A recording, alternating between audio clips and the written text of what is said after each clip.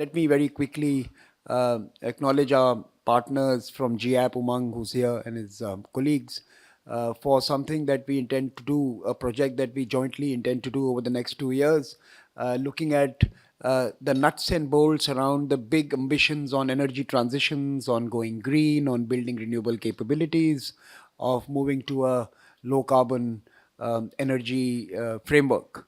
And that's the broad project that we are chasing over the next 2 years or so.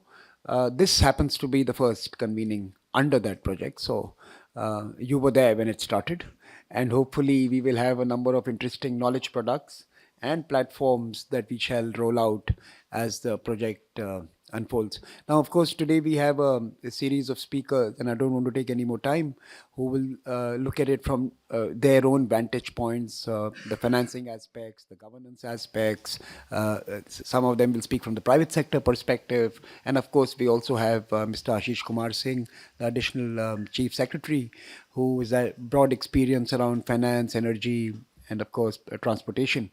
And he will also share his insights on what it really means if you are a policymaker trying to respond to the aspirations of a dynamic city that is not going to halt as you change your systems, but you have to find ways of moving with that rhythm to make the change. So I hope this is a fruitful conversation. We will be capturing your ideas. We will be hopefully putting together something that all of us can read later and many can benefit from. So we really look forward to your insights. Let me now turn it over to Mannat, who will steer us and who's been driving this. Mannat, over to you. Hello and good morning. Welcome to the first session that actually commences the T20 Mid-Year Conference this year. And we're delighted so many of you could join us in person, and we're very excited to get the discussion started on this very crucial topic, which is critical to India's energy transition ambitions. This is, of course, titled Battery Energy Storage for Distribution Utilities, which is business models, regulations, and financing. We'll cover these aspects and nuances in the next 2 hours. And we're hosting this discussion with GEAPP, which is a Global Alliance for People on the Planet. And to give you a very brief context on our partnership, ORF and GEAPP will be co-hosting an annual conference on India's energy transition. We are planning to do a dialogue in November from the 1st to the 3rd of November. So please mark your calendars. We'll reach out to you all on this very soon. And in the light of this, we are preparing 2 working groups, which will, leading up to the conference, the idea is that we want to talk more about and deliberate with like-minded people who are interested on this subject, BESS being one of them. And so leading up to the conference, we want to create a group of people who want to sort of prepare sort of a dossier or a policy document, which we then want to present at the dialogue to some high-level government stakeholders and key industry folks, and then build upon that going forward as well. So that's the objective of the working group, and we're considering and looking at this as the first working group meeting. And at the end of this, we'll reach out to all of you to seek your participation and interest to join the working group with us. So that's just quick context on the objective of this roundtable and how we're looking at this as a working group for BESS leading up to the energy dialogue in November. And with that, I think I'll hand over to a very capable moderator, Mr. Shubhranshu Patnaik, to take over and have us go over the flow of the discussion before we get started. Great. Thank you so much, Mannat, and very warm welcome to all of you. We have a great set of diverse representation in the room. So we have one of the leading utilities in the country, probably in the world now.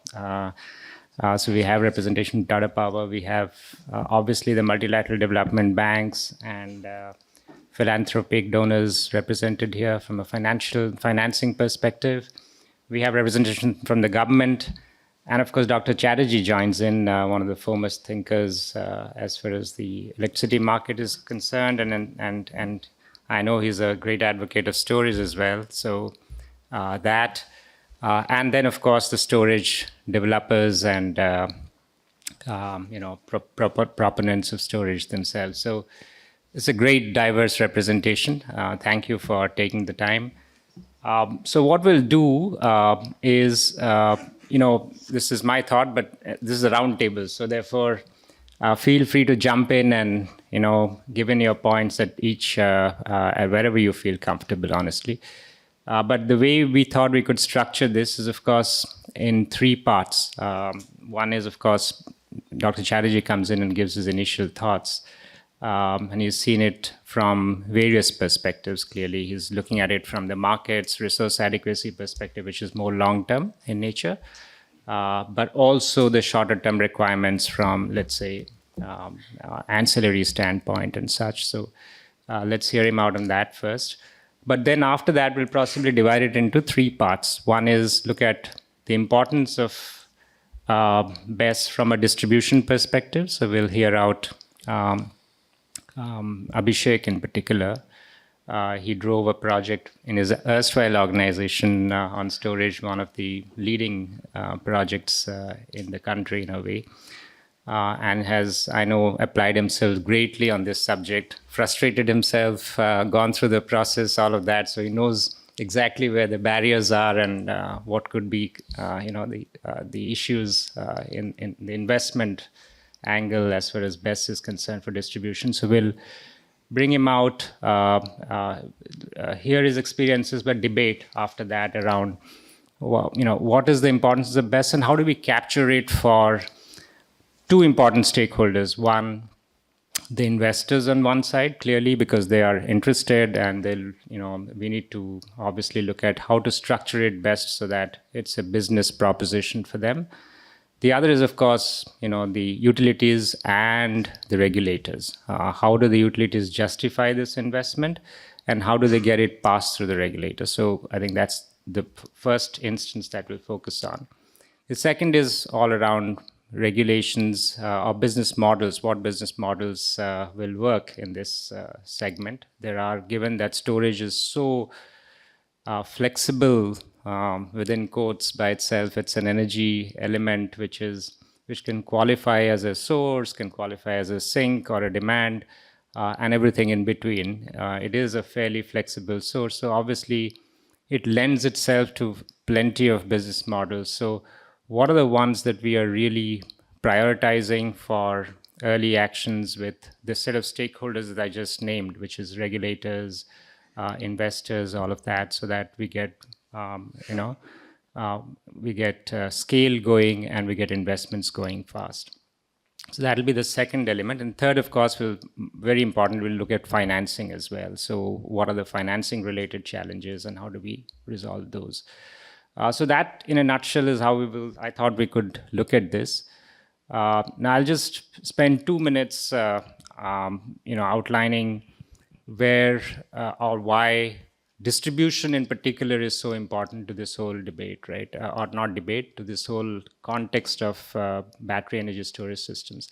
Now, you will have obvious investments coming on the source side, which is with the generators. So there'll be some degree of integration of storage at source, when renewable energy is concerned, to firm up renewables as the regulators tighten on the on how much tolerance they will allow in the system. They would like to look at renewables also becoming more and more dispatchable. So therefore, that would lend itself to some degree of storage integration at source. But that's just one part of the equation. Bulk of the, from a grid perspective, bulk of the requirements would be at the tail end, which is when everything has balanced out, you still have variability which has to be taken care of, right, in shorter time frames. Or you're looking at resources overall from a planning perspective where you've factored in all your generation or your feasible generation, but you still have a gap in your optimal mix, which has to be fulfilled by storage. So that's exactly how CEA came to the number of 48 gigawatts or 200 odd gigawatts hours of storage requirement by 2030, which is they looked at longer term resource adequacy and came to a conclusion that this is what is the storage requirement of the grid. Now all that kind of investments or those set of investments will not happen necessarily at the at the source, it will possibly happen, most possibly happen, because it is resource driven, it is adequacy driven, will happen at the distribution end. And that is why the criticality of distribution to this whole debate, right? When we look at longer term requirements of storage, distribution plays the most important role in setting up this storage and then operating it for grid stability. So that's why this importance. Of course, there is the need for storage from an ancillary perspective, which may be fulfilled even by intermediate entities. We will debate how that will also get captured to the distribution end, but there is room for instance, storage even in the transmission network from a connectivity standpoint, which could address, let's say, secondary frequency regulation or even primary going forward. So those are all valid elements. But I think that's the context. I'll not spend a lot of time. I think we have enough good experts to hear out today from their real world experiences around how storage will play out in India. So without further ado, maybe I hand over to Dr. Chatterjee. I see him on the other side of the line. Dr. Chatterjee, welcome. Good morning. And may I hand over to you, sir, for your opening remarks. Thanks. I hope I'm audible, Subhranshu. Yes, you are. Yes. Yeah. Thanks, Subhranshu, and the entire team from ORF and other organizers for inviting me to this roundtable, and apologies from my side for not being able to make it in person. So it's my personal loss. I would have enjoyed participating in person, but because of the constraints of time, I thought, given the importance, at least let me join online. And it's indeed an honor and pleasure to be here, though online, on the roundtable on battery energy storage for distribution utilities at the T20 Mid-Year Conference 2023. T20, a good coinage here. So I understand from the background note given to me and the brief context said by Subhranshu that the focus of today's discussion is basically on assessing the value of BESS for DISCOMs. But before I delve into this specific issue, let me briefly touch upon the macro context of power system flexibility and how, as policymakers and regulators, we view and value energy storage system. Of course, I mean, we are aware of the pledge that India has taken to meet 50% of its energy requirements through RE by increasing the non-fossil fuel based energy capacity to 500 gigawatt by 2030. Load pattern, especially the net load curve, which is the load minus the RE, has already been undergoing change in shape from the duck curve to the giraffe curve and now to camel curve. We are witnessing two humps, one in the morning and another in the evening, whereas during the daytime, the net load bottoms out because of the solar generation. Obviously, this calls for resources that can meet steep ramping requirements of the system in the morning and evening. And in fact, it is in this context that the flexible resources like the energy storage systems and demand response assume significance. I'm conscious of usage of the word. I know the focus is on the battery energy storage, but as regulators, we are technology agnostic. We have been using the term energy storage system. The point that I'm wanting to drive home is that each of the flexible resources, whether it is ESS and within ESS, you have PSP, the battery storage and other storage facilities, or for that matter, the demand response. Each one of them has to compete for existence. BESS, the battery storage, also needs to be aware of its competitive advantages and disadvantages over other energy storage systems. For instance, we often compare BESS with PSP, which is the pumped storage plants. And people say that PSP can provide longer duration storage. PSP's useful life is longer. But on the other hand, BESS has an advantage of a shorter gestation period, ease of installation. It's basically a plug and play kind of a technology. And more importantly, possibly the high ramping capability of BESS. So, in fact, the space for flexibility being created or likely to be created by the variable renewable energy is so wide that both PSP and BESS, or for that matter, other forms of flexible resources can sustain on their own. But we must remember that the DISCOMs would look for value proposition and go for the technology that gives them higher value for money. So would the regulators when the DISCOMs approach them for cost recovery of cases. So the basic message is that you must be conscious of these competing demands and requirements of a distribution company when you try and find justify your existence in the system. The need, as I said, and the space being created is so wide that there is no reason for concern.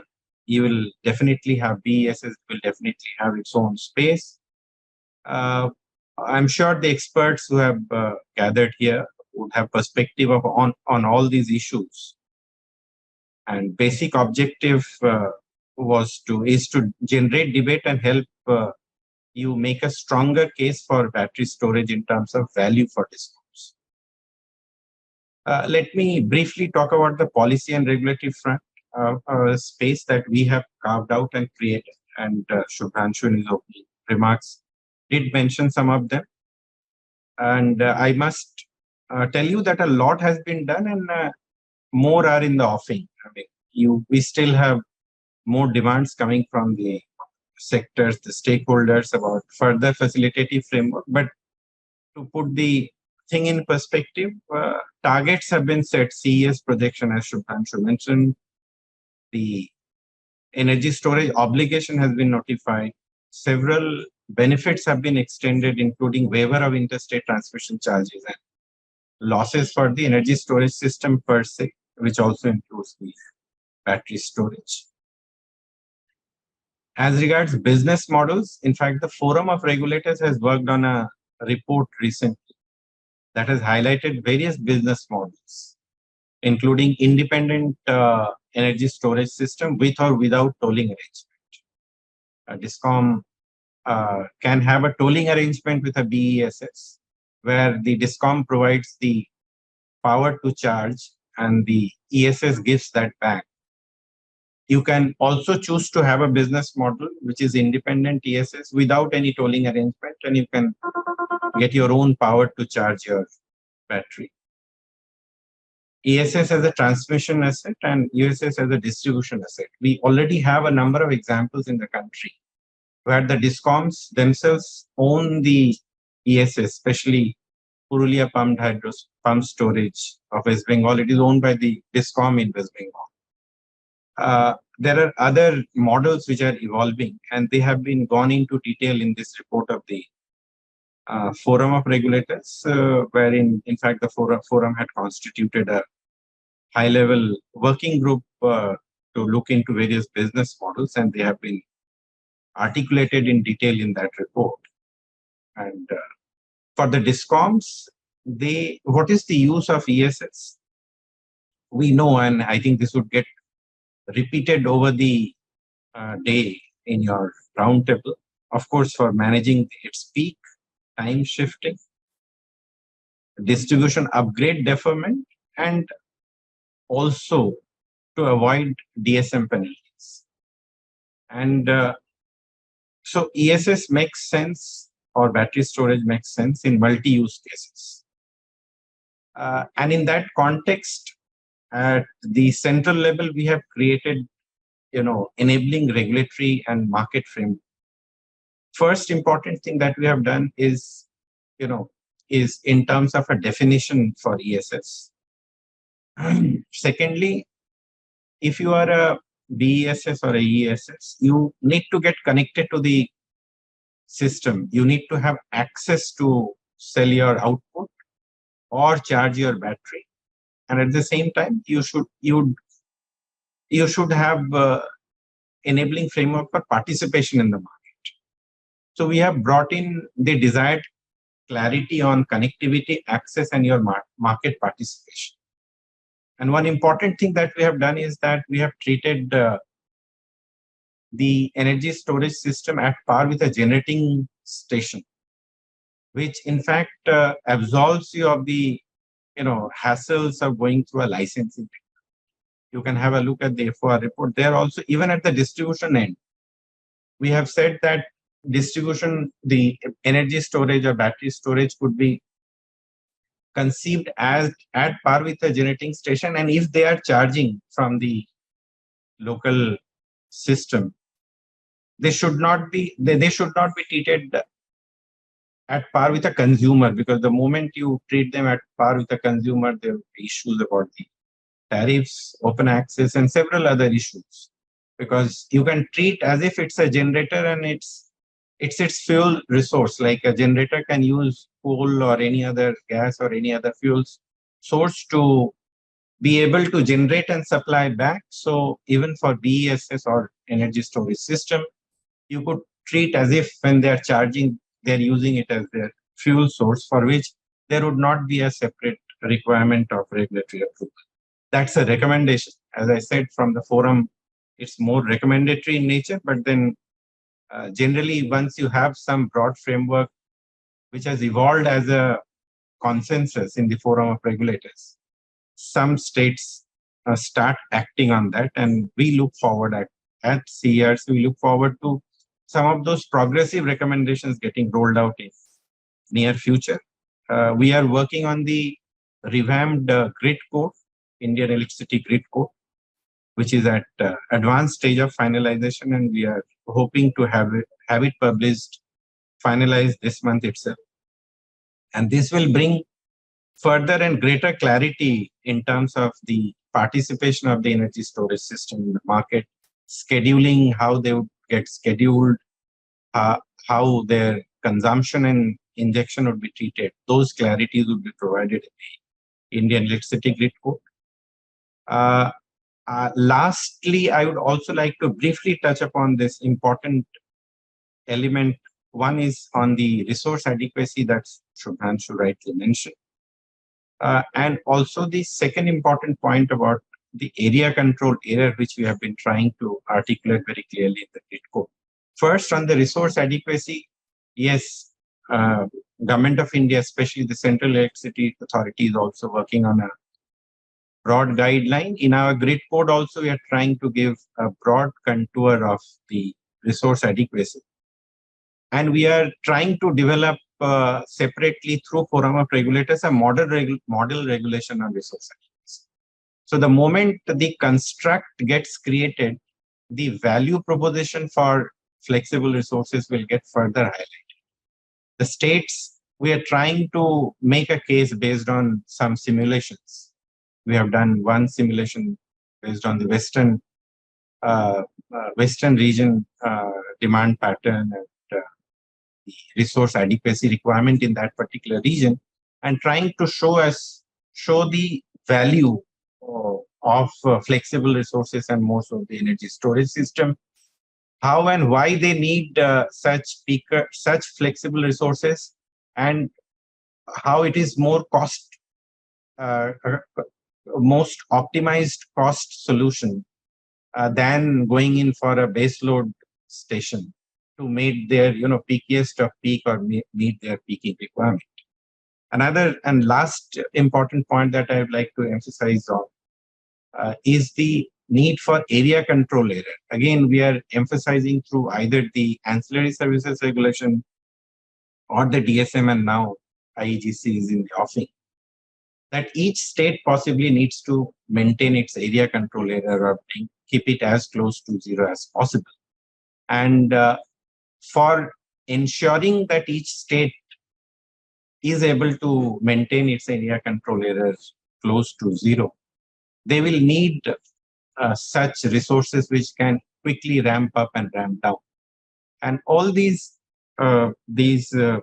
regulatory measures and the concepts that we are trying to bring in, I feel would take this whole journey of the energy storage system uh, uh, forward to a great extent.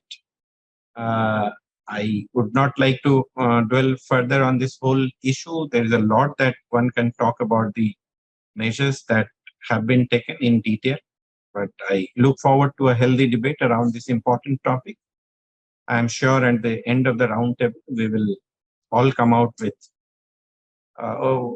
more informed about the opportunities that India has in store in terms of investment in the energy storage system, and also the takeaways for policymakers and regulators for further facilitation. As regulators, we are always open to ideas. If we have taken some initiatives, if more needs to be done, I can assure the regulators are more than open to listen to and take suitable regulatory measures to further the advancement of this very critical and important flexible resource. Thanks a lot for patient hearing, and over to you, Shubhraj. Thank you so much, sir. It was that was great. I think he, in just 15 minutes covered the entire lay of the land. So there were a few very important points that he touched on with respect to future regulations. I think we'll hear that from Abhishek also. But maybe if anyone has a clarificatory question or two, we can still hold Dr. Chatterjee for up to that. So are there any questions in the house? Abhishek, yes, please. Dr. Chatterjee, this is Abhishek. Hope I'm audible. Yeah. Hi, Abhishek. How are you? Hi, sir. I'm fine. So nice to hear you and again. So it's always inspiring. One very quick thing. Seen the CEA draft RA guidelines, which are there in the public domain for comments. Very forward-looking.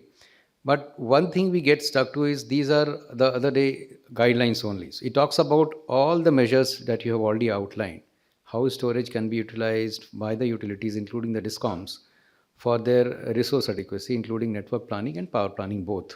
And that is how, because it is embedded, unlike PSPs or storage hydro plants, which are outside the distribution system. My question is, would it require to be adopted by the SERC specifically across the states, or by default it is, a binding thing? How is it going to play out? Because the guidelines are excellent.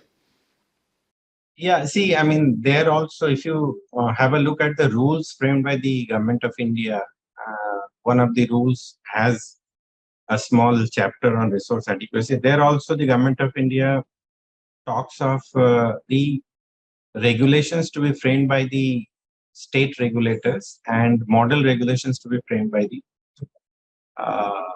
FOR. So, in my opinion, to translate that guideline into reality, the state regulators have to come up with their own RA framework, own regulations on the RA, because at the end of the day, it is the distribution company who will have to, present a case before their state regulator, and the state regulator will go by the regulations read with the guidelines. So I think, yes, both have to complement each other. Thank you, sir. Thank you very much, Dr. Chatterjee. As always, very informative, very inspiring. Thank you. Thank you. We'll move on next. I think the first segment, as I said, is trying to think about the value of storage in distribution. In what dimensions? How do we dimension it? How do we, how are we able to capture that and articulate it to, as I said, the most important stakeholder is the regulator, to get an investment approval first. So to delve into these issues, let's call upon Abhishek first. As I said, Abhishek is, of course, the VP Strategy and Head Utilities and Retail at Renew Power. But even before that, he's worked in distribution utilities and is now he's looking at it as an investor, but he's also driven investment or driven investment proposals from a utility standpoint. So probably the best person to start commenting on or outlining how he had looked at value of storage from a distribution utility standpoint. So, Abhishek, over to you. Thank you, Can we Subhanshu. get the presentation? Good morning, everyone, and I must thank GEAPP and ORF and all the organizers for being here, calling me here. It's a great opportunity to meet many of my colleagues, my knowns, and new friends here. Subhanshu is here. I had a chance to work with him on this very topic as a part of the GTG RISE project funded by USAID. And I'll touch upon that. So the session, the importance of BESS for distribution utilities we talk about. And yeah, so these are the two. In the next 5 minutes, I'm told I have to cover this, so I will try to do that. And the next, these are the two things we'll touch upon. One is what is the value stacking. The second is what are the market regulatory incentives and the actions needed to drive further adoption. Okay, so this is what we look into. See, the storage is omnipresent, right? So from generation injection, where I'm right now working, so we are working on peak power project and RTC projects where the storage is co-located with the wind station in Rajasthan or Gujarat, and also solar power plant in. So that is one.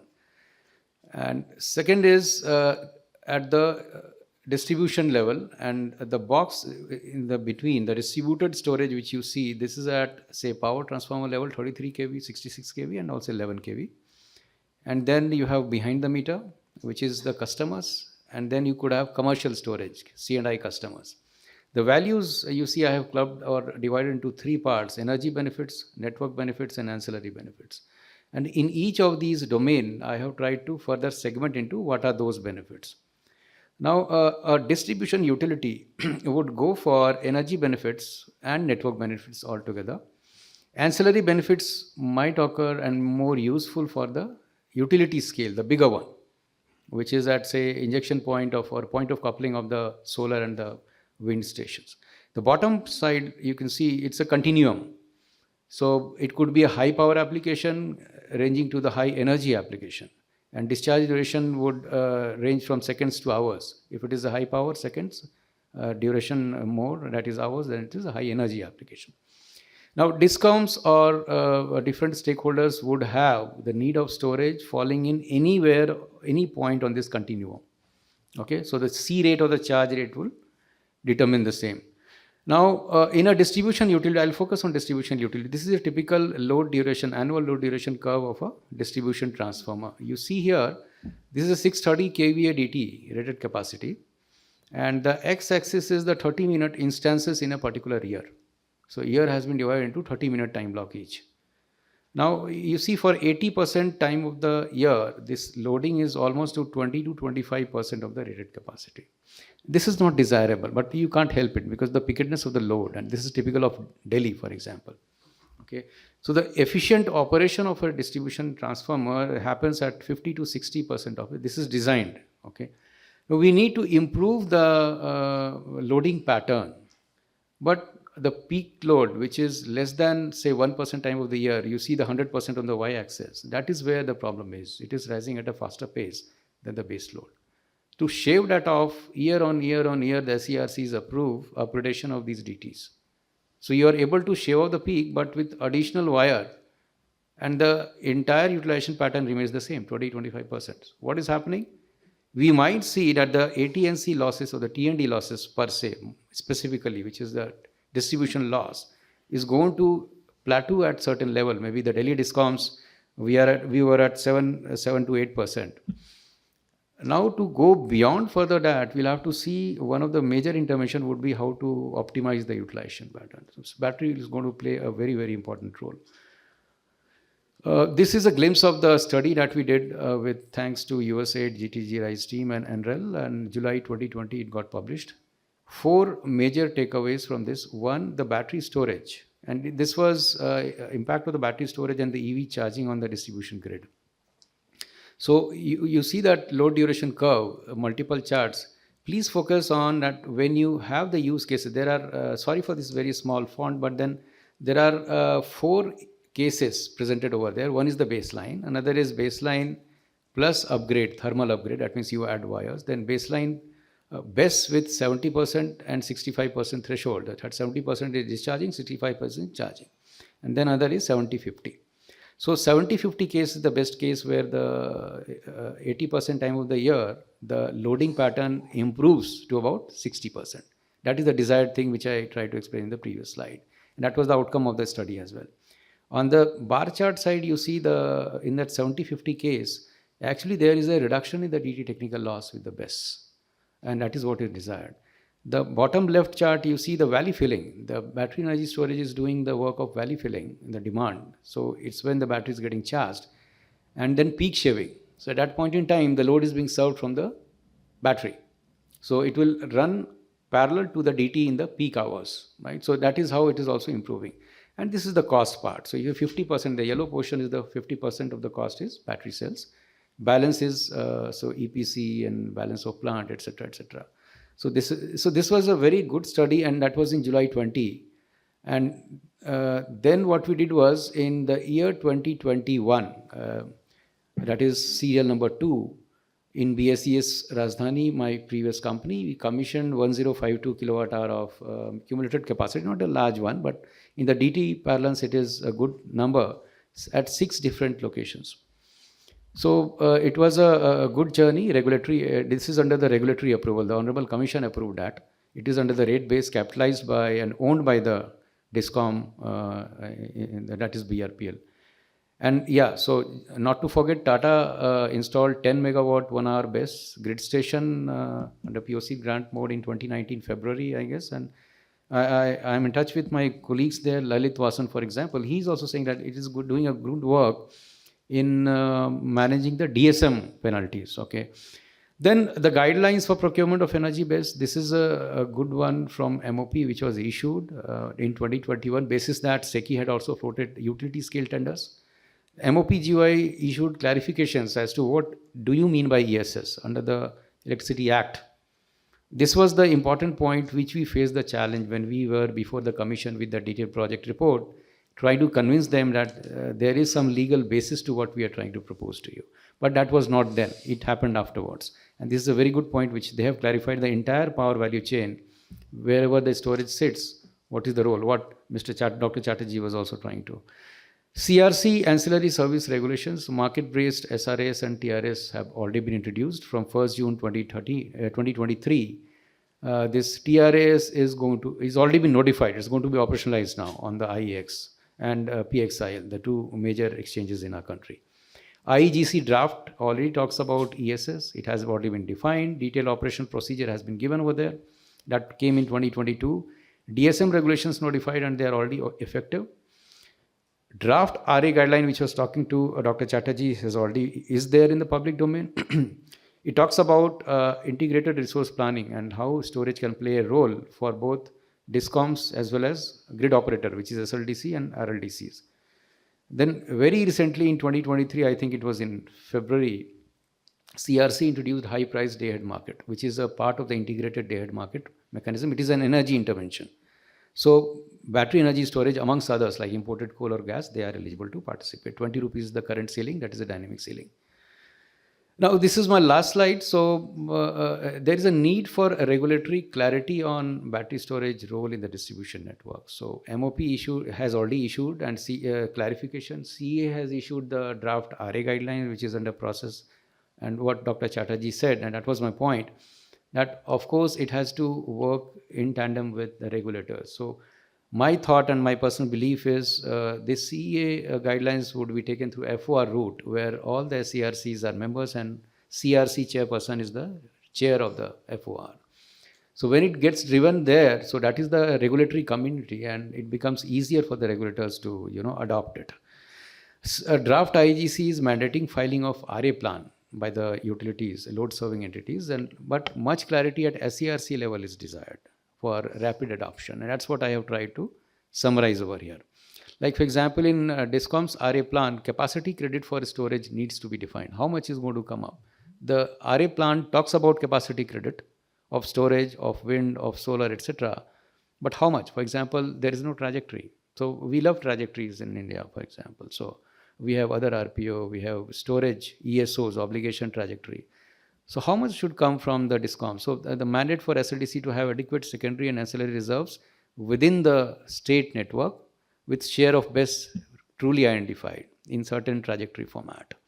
Mandates for facilities you have in islanding and the Black Start scheme. This is very important. For example, cities of Mumbai and Delhi, we have our own the plans, islanding scheme plans, which we saw in Mumbai, October 2020. If I feel that there was some problem in the network, and so in Delhi, and blackout happened sometime back 2012 or something. So it going to play a very important role, especially the Black Start. Mandate for DISCOM for solar PV plus BESS or standalone BESS behind the meter as virtual power plant to account for demand response, which is shifting the demand from the grid to the BESS. I'm not saying load shedding. I'm saying shifting from the grid to the BESS. And that is itself a kind of service. You need not inject power in the grid. You simply avoid drawing power from the grid in the peak hours, right? Suitable compensation mechanism. For example, during those peak times, time of use regime, tariff regime can help people to decide. And MOP has already come up with a draft guideline. It's not draft, in fact, it is, it's already in the notification phase, where it says that today the utilities can charge any power purchase adjustment cost, that is rise in the coal prices, on a quarterly basis. But here it should be done in a monthly basis, and they have included short-term power price also.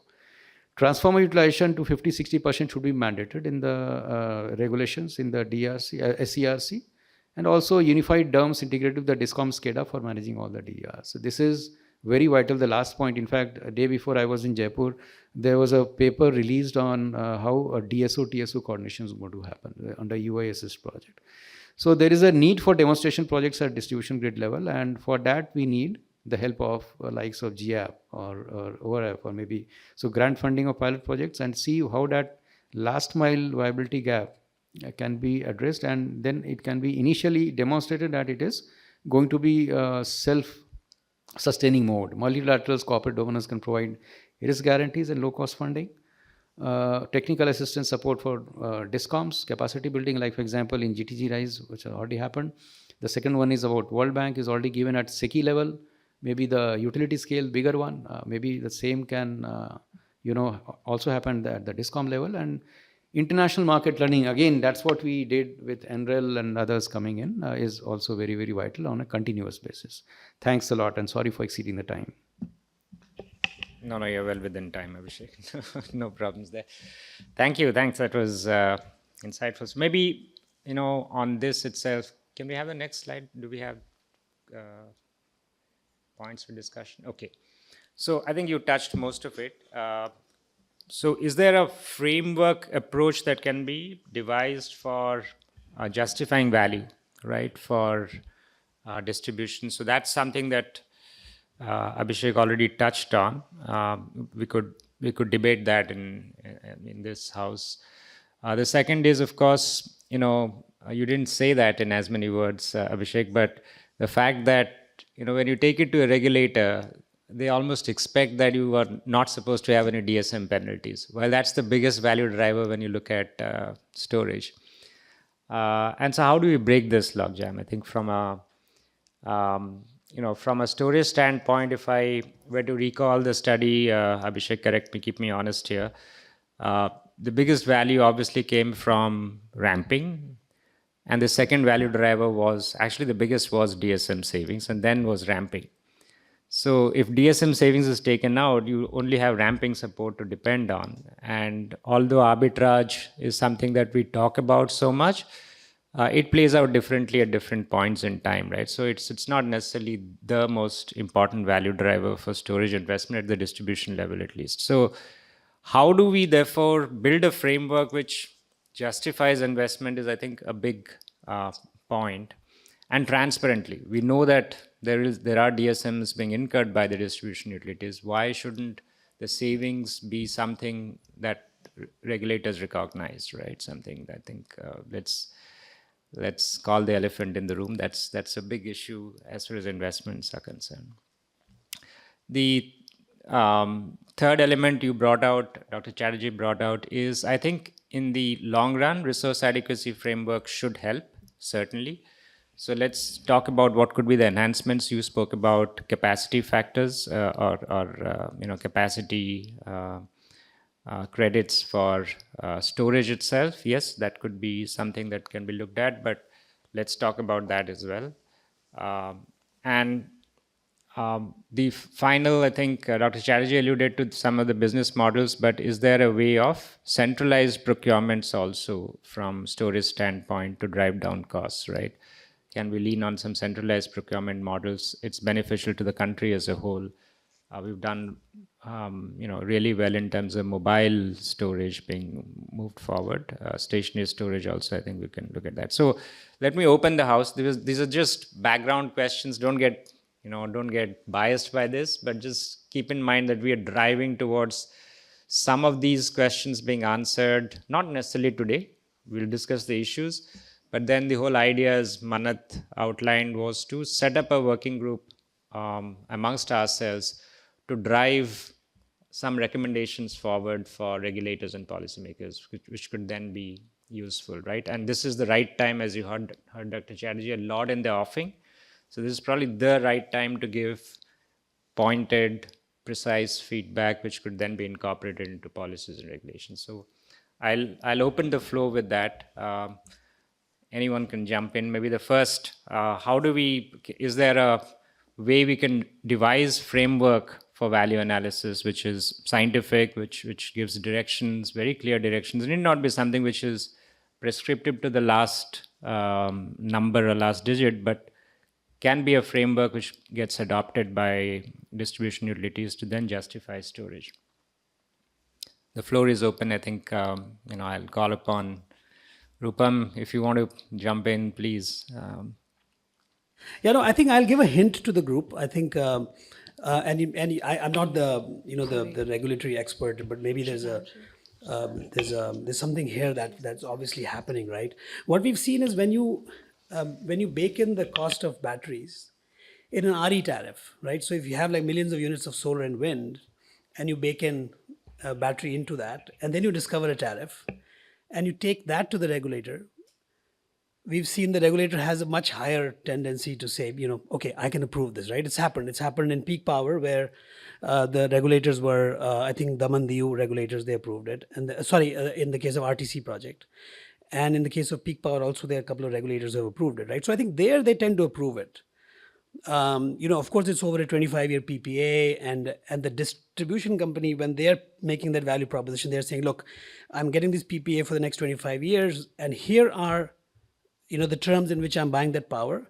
And here are the 10 other things I no longer have to spend money on, right? So based on that, they make a rational decision, go to the regulator says, okay, done, right? I'm signing off on this. But when you just take battery standalone and you say, I'm buying this battery, and by the way, I'm going to pay this much, and I'm going to buy this for the next 15, 20 years, right? And if you just segregate the battery, then the regulator says, no, sorry, no can do, right? I can't approve this. So I think the answer lies in, how do you, I guess when you offer a 20-year tariff, then 25-year tariff, then people tend to they have an easier time calculating all the benefits. But if you just do it piecemeal, people find it harder to calculate them. And I think that's where the answer lies. Okay, why don't you introduce yourself, Rupam? We know you, but for those who don't. Sure, my name is Rupam Raja. I'm with Fluence. And the first project that you saw, the 10 megawatt in Delhi, we did that in 2019. So that's been running for the last 4 years. And I worked with pretty much everyone on the panel on storage projects, especially with Abhishek on the project and the other Delhi DISCOM project that's still in the works. It's with the regulators waiting for approval. Thank you. Okay, I think important inputs there. So how do we amortize and look at it over time rather than just as a capital investment is one framework approach that you provided. Any other thoughts around how do we, what have we seen globally? Is there a better way of going about it? Is somebody from a global perspective who can throw some light? I'll just provide some insight. First, I do want to echo Rupam's comment that one way to do it is blending. And then if you're comparing like-to-like tariffs. The other way is, and it links to this resource adequacy framework.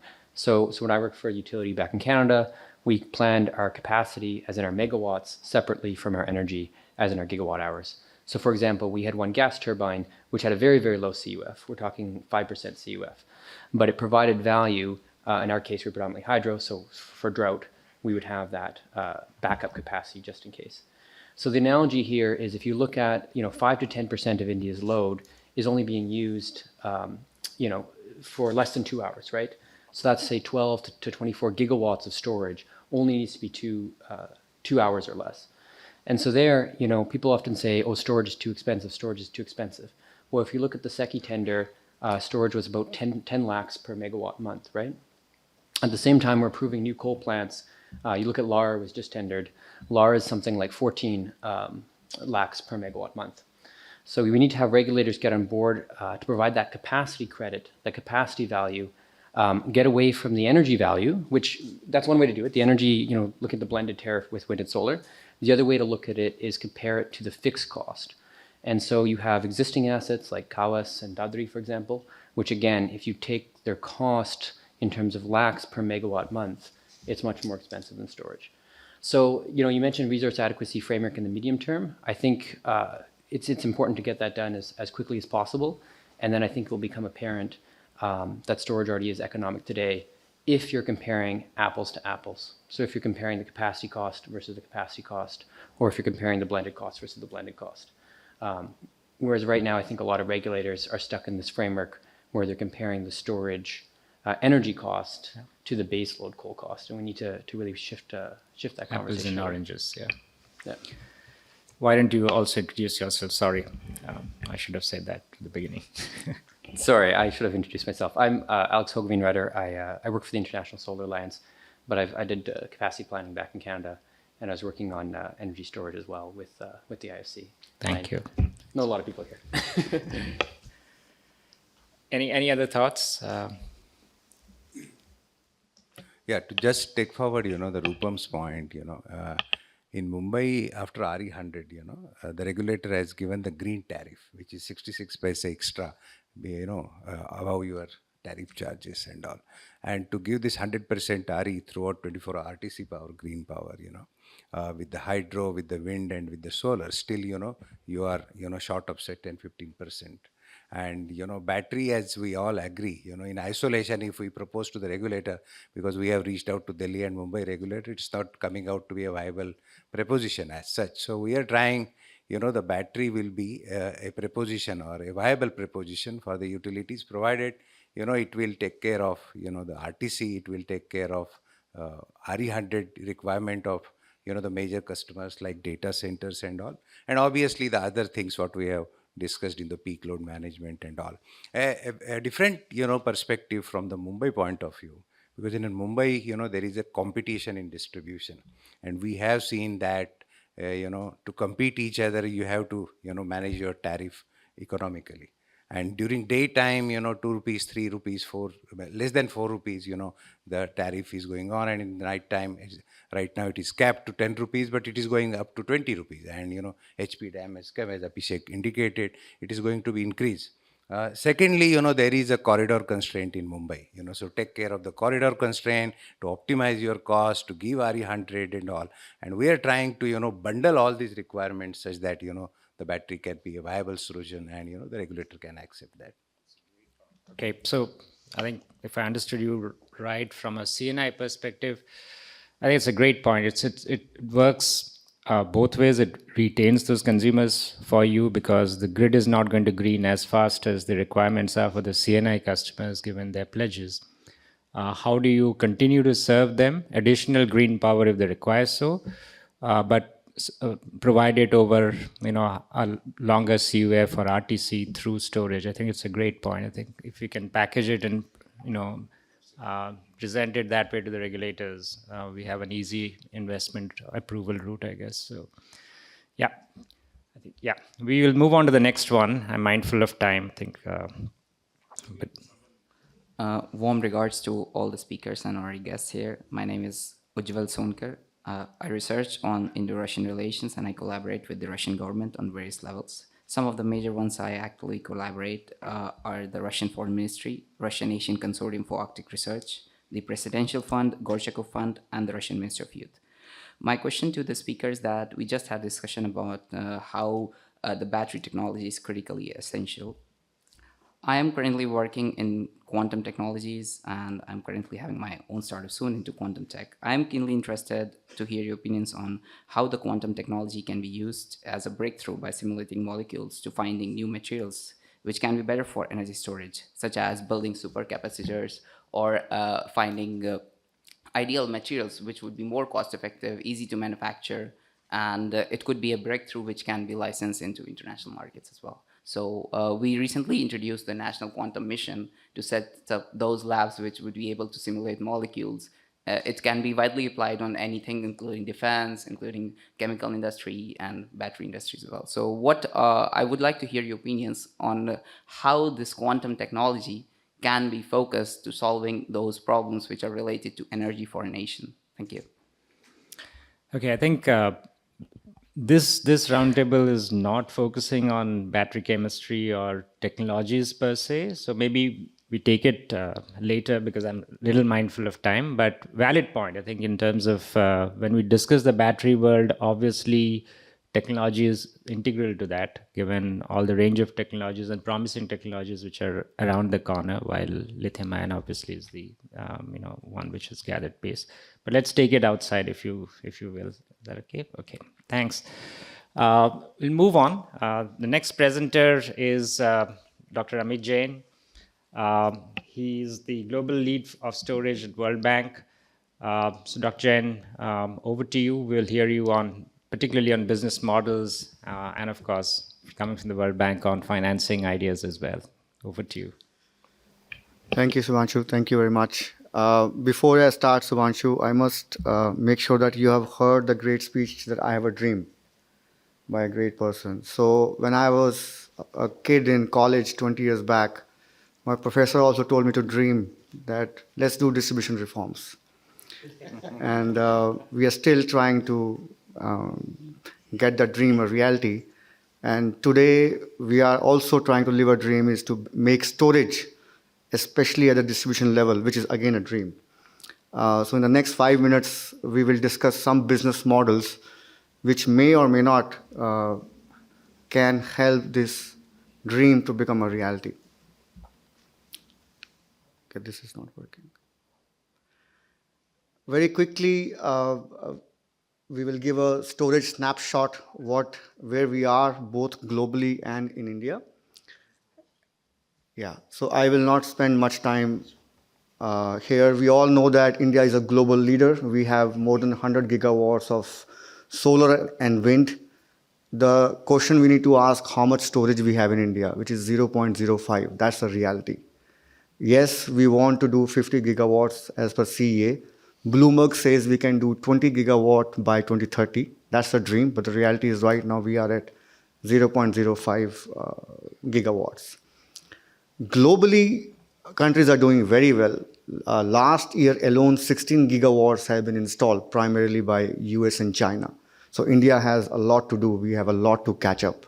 And we heard from Dr. Chatterjee and from Abhishek earlier. I think Government of India, CERC, is making some bold steps in coming forward. We have seen almost 5 gigawatt hours of storage by SECI in the last few months. Trend is increasing globally. We are seeing more and more storage coming up. As Subhanshu mentioned, I'm going to discuss some business models globally, because in India we are still coming up slowly on the business model. We know very well why storage is struggling. A very fundamental problem in the storage is that storage does not generate anything. Coal generates electrons, solar generates electrons, storage does not generate anything. So let's accept the fact. Unless we create a basic business proposition for storage in terms of different services it provides, it will not succeed, whatever grants, whatever loan World Bank provides. But I truly believe that last decade belonged to solar and this decade belongs to storage, and I will show some more data going forward why that is the case. Very briefly, what is World Bank doing? We announced $1 billion on storage in 2019, 4 years back. Currently, we have mobilized $700 million. We are still short of our target, but we have done $700 million of concessional financing. We dreamt of doing 17 gigawatt hours at that time. So far, we have done 5 gigawatt hour. Again, we are very short of our dream, But with 5 gigawatt hours globally, which we have financed, World Bank is probably one of the largest lenders or financier of storage in public or even private sector alone.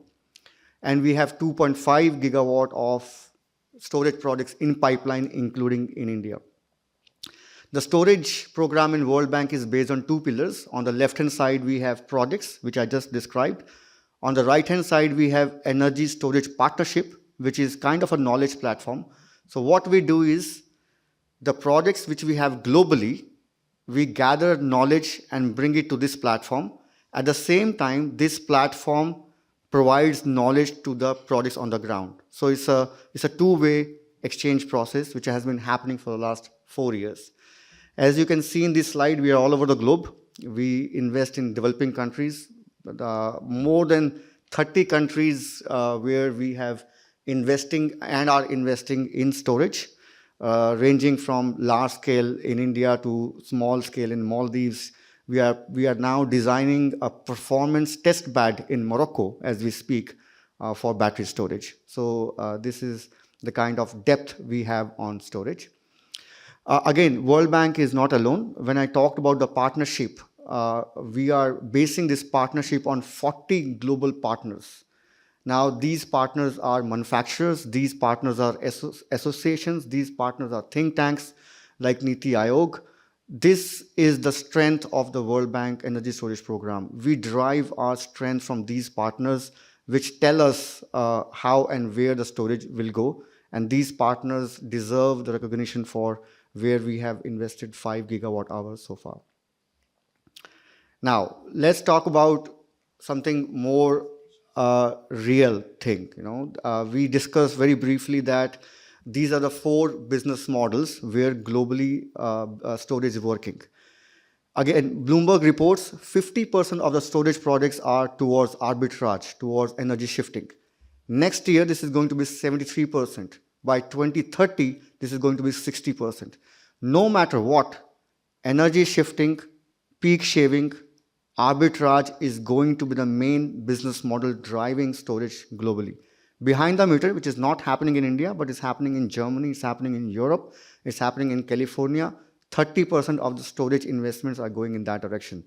Ancillary services is getting 15%, which is not bad given the fact ancillary services are not monetized in many economies of the world, including India, of course, and some of the developed countries as well. Remaining transmission distribution is less than 5%. Now, this is the flagship report which the World Bank is working on, where we are trying to identify the business models where you can monetize storage. As I mentioned, storage does not generate anything. Unless and until we are able to monetize the services it provides, whether it is ancillary services or energy shifting, you will not be able to scale up battery storage. This is in draft form. I will be able to provide you a copy if you're interested. But these are some of the business models which are currently operational globally, and some of them which can be operational globally. The reason we are coming out with this report is that, for example, in Mozambique, you may not be aware of the business model which is now happening in India. And in India, we may not be aware of a business model which is happening in Germany. Well, in India, usually we are aware, but in many countries, they don't have awareness of the business models which are happening. Very quickly, I will go through these business models one by one, which is specifically should be interesting to the distribution. That's where we are over here. Very interesting case from Maldives. Now, the business models can be divided into 2 categories. One is the services which it provides, for example, the energy shifting or ancillary services. Second is also asset class. You can have storage on an EPC contract, which is mostly where the contracts are happening on storage, but you can also have storage on PPP, for example, the recent SECI tenders. A lot of times as World Bank, we encourage PPP because you get private sector investment in the storage and you do not spend public sector investment in the EPC contract. Now, this is a case of Maldives, which World Bank is financing. I am going to share the business models which World Bank is financing. This is a very interesting case. Maldives, a very small country, is now in the advanced procurement of a 40 megawatt hour tender, which is big for Maldives, small for India. It is an EPC contract where the assets will be owned by distribution utility.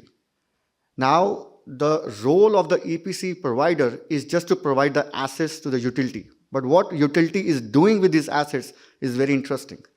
If you look at the 3 points, the battery storage is being designed so that the loss of the largest generator, which is diesel, if it fails, this battery comes into place. Second, of course, the cloud cover. Third, and the most important, the ancillary services. The utility is going to use this for grid fluctuation and the voltage control. That's the main objective of the utility in Maldives. They are not going to use it for peak shaving. They are not going to use it for arbitrage. The only objective is to use it for ancillary services. But the point I'm trying to make, in the countries where the grid is very weak, for example, in Africa or in island nations, that is the first service what they're going for is the ancillary services, which is not supposed to be provided by the EPC provider, but the utility is going to use that. This is a typical case of arbitrage or energy shifting in Burkina Faso, which is again World Bank is financing, a 300 megawatt hour where the solar from afternoon will be saved in storage and will be used in the evening.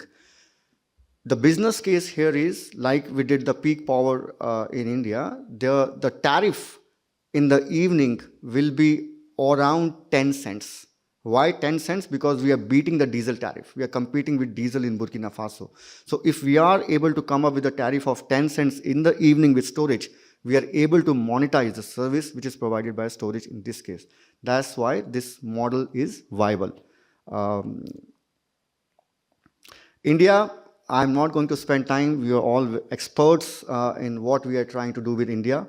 In India, we are trying everything. Again, excellent initiative by Government of India. We are doing peak power. This is the project which is financed by the World Bank in Chhattisgarh. If you're not aware, this is one of the first project designed about three years back. It's delayed, but under construction, where the storage will provide arbitrage. It's a very interesting case. What Chhattisgarh government will do, they are using a thermal plant in the evening to manage peaking power. They will retire this thermal plant once the storage comes into picture. What I'm trying to say, again, clear business model, what storage is going to replace, what's the value add, is going to replace an expensive thermal plant used to manage peak power in the evening. Then we have standalone JSW and Greenco. Now, I really like this model, and you guys can correct me. My understanding is this is a very complex and bold initiative by SECI. What they're trying to do, again, I have very preliminary information. This is a 10 rupees storage model. The cost of storage, if you convert into a PPA, it's come around 10 rupees, super expensive. And they divided this tariff into 3 parts. One, some of that is being bought by, I understand, from POSOCO, looking at only ancillary services, about 30%. Some of it will be compensated by VGF, which again, Government of India is currently devising mechanism. And 40% will be sold as merchant or to any other IPP on the ground. Again, what the IPP can do, they can use this storage, for example, in Rajasthan, where you have surplus solar and wind, and store the power and sell that power in the evening for getting the peak tariff in the evening. This is one model. We are trying everything. We are trying ancillary services, we are trying arbitrage, and we are, of course, trying to subsidize by VGF. This is a very complex but initiative. If it succeeds, standalone storage can be scaled up. RTC, we know it very well. Very interesting, quickly, also coming up in African countries is a rental model. What it does, you have a plug and play. You see this on the right-hand side, the boxes. So Scatec is a company which will install this box in any location where the capacity is very weak with the utility. The utility just need to bring a wire and connect to this box. This box will automatically have solar and storage, and it will provide power for X hours for X days. And the utility will need to provide a rental to these Scatec company. Here again, we are not competing with grid, we are competing with diesel generators, where it is about 16 to 18 rupees. This also is now very popular in Africa and coming in a big manner, where the capacity of the government, of the utilities are very, very weak. Last slide, very quickly. These are all very interesting models, but we are still not there yet. This dream is yet to become a reality. Some of the points which Alex made, Alex, stop checking your phone.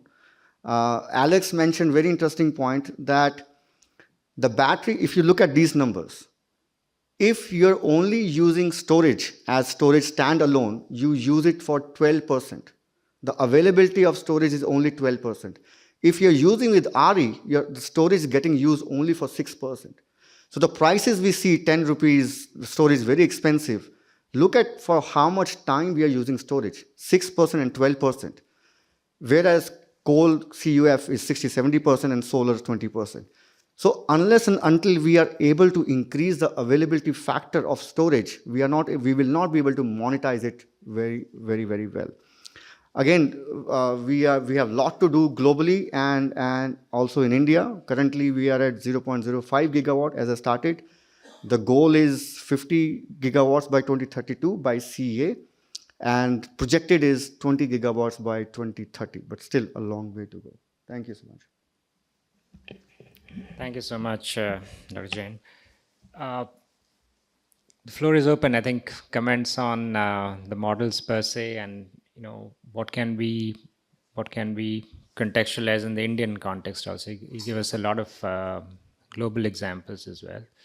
Of course, you gave us some Indian examples as well. But what is it that we can look at from a, and maybe we dive into the financing segment also. What are we looking at to at least do the, start the cycle of investments coming in? What forms of blended financing are you looking at? So VGF you mentioned, that of course is one clear way of looking at buying down the costs for end consumers. Are there any other means? You spoke about the role of MDBs and possible catalyzing capital there. Are there other models that we can look at?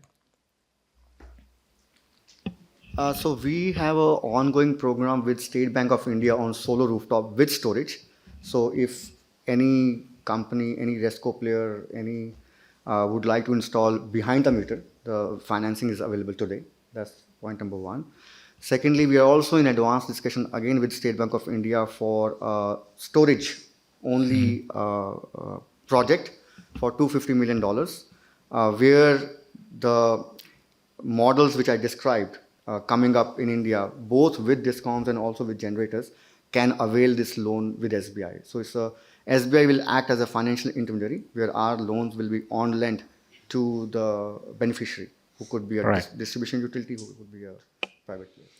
So one of the, this is discussions that we've had with public sector banks in particular, is the possible need for classifying storage investments as green financing.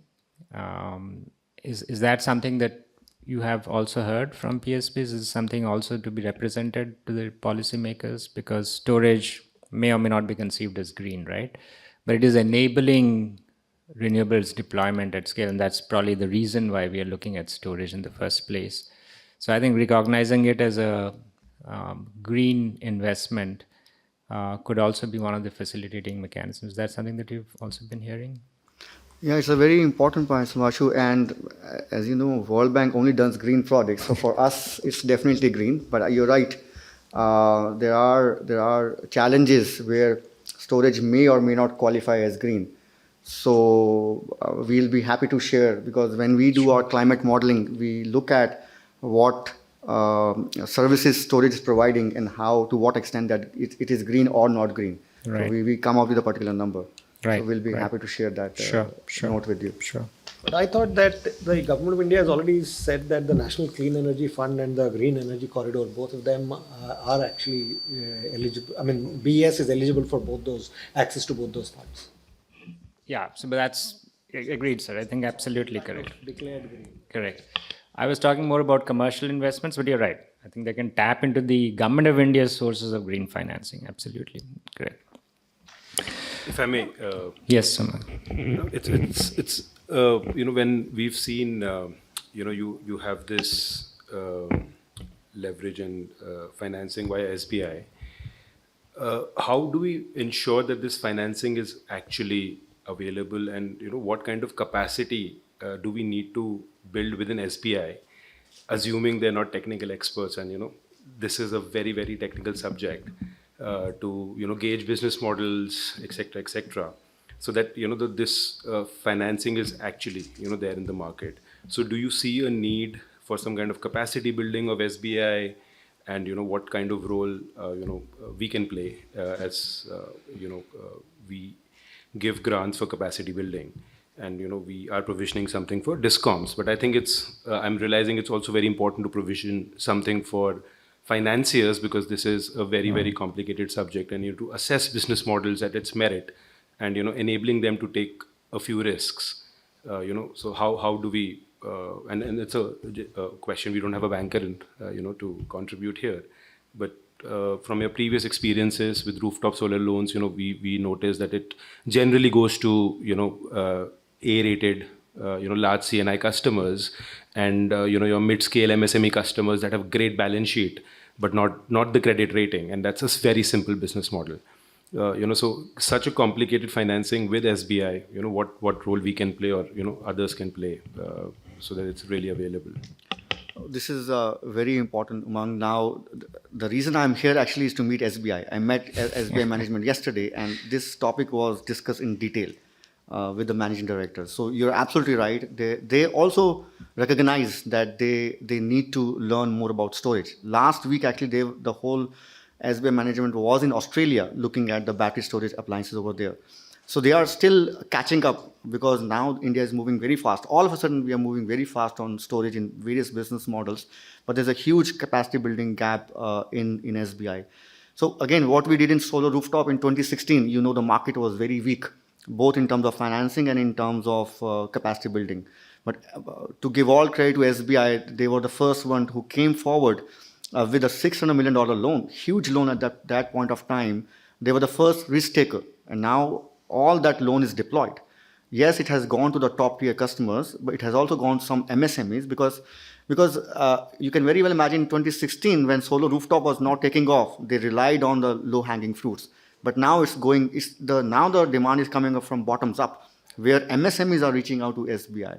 But for storage, this is very, very new. The people who are here in the room understand storage very well. Abhishek talked about a lot of technical stuff, which I couldn't understand 50% of them. But you can very well imagine what will be the status of SBI. So happy to work with you on the capacity building of SBI. Yeah, maybe we should ask Abhishek to join SBI now. I think Rahul has his hand up. Sorry. Rahul, do you want to come in? Sorry, we couldn't see you online as far as your raised hand is concerned, but please come in. Yeah, no problem. Thank you very much. I think interesting discussion, and sorry for not being there in person. But just one clarification I wanted, Amit. I think you meant availability. You mentioned availability factor, but you're talking about, I think, utilization factor, because typically the BESS will have 99% or at least 95% or higher availability factor. And also, I wasn't sure exactly where those 6% and 12% numbers came in, because if you're using it for RE shifting or things like where you're using it 4 hours per day, then considering the charging time as well as discharging time, you will be utilizing the storage, 4-hour storage system for maybe 8 to 9 hours per day. So that should take the utilization factor to 33%. And if the storage is being allowed to provide any additional ancillary services or ramping or other support services for the DISCOM or grid, then the utilization factor could start touching 50% or higher as well. So just wanted to get a clarification on those numbers.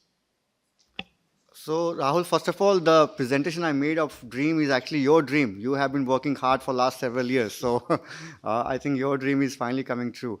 You're right that it's a utilization factor, but the Bloomberg report uses the terminology of availability factor. I don't know what's the reason. And the numbers which I am giving are from the latest Bloomberg report, which came from the Storage Outlook. These are not India numbers. These are global numbers where they have generalized based on the battery storage globally.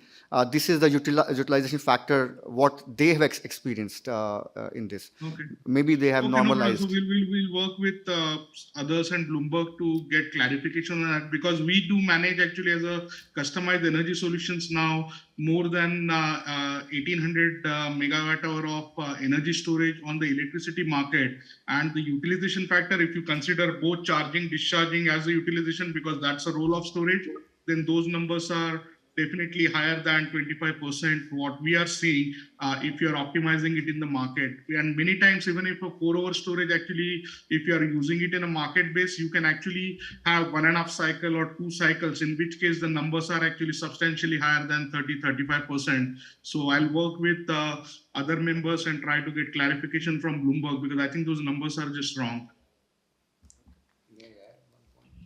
Yeah, great. So, lower utilization factor of storage when blended with wind and solar construct is coming to be a reality in India as well. So, for example, the recent tender, SECI 6, right? So, where I think we won 600 megawatt capacity, AMP Energy is also there. So, it all depends upon the construct. So, when we are trying to run an energy model, we found that depending upon what is the contribution of wind and solar and the construct of the load, for example, right now it is all CO based load, but when you have load following megawatt based load also. So you have battery utilization less than 0.5 cycles per day, and that too in summer period. And in winter period, in some of the days, it is not required at all to fulfill that construct. So maybe Bloomberg, I have not seen the basic report, but then probably they might be ending up in the similar scenario.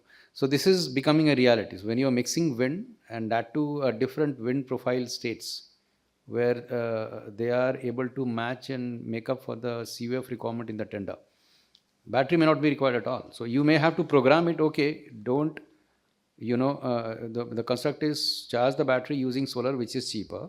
Evening ramp you use the battery, but then if the evening you have good wind, so ideally wind gets precedence over the battery discharge, and that is how it is resulting into. So we'll have to see into the commercial aspects also, and how to program the inverter so as to prioritize the battery discharging over wind, and whereas wind can go into the HP dam or other mechanism.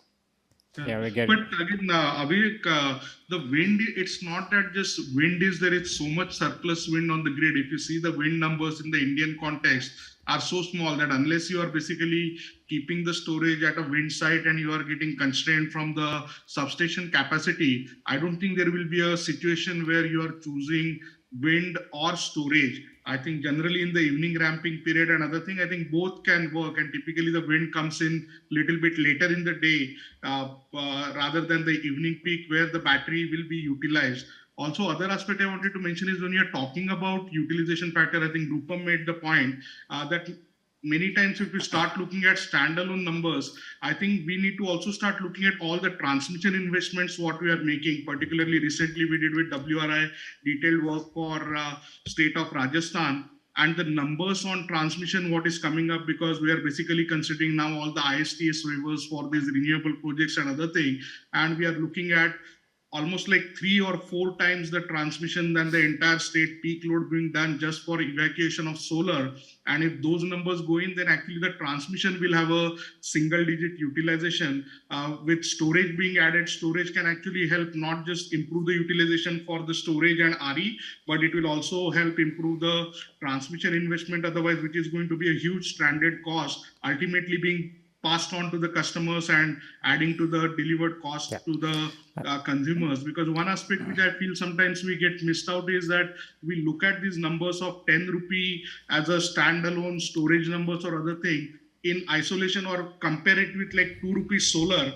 Whereas if you see like state of Maharashtra as a residential customer with more than 300 kilowatt hour of consumption, the tariff being charged by MSEDCL now is more than 12 rupees.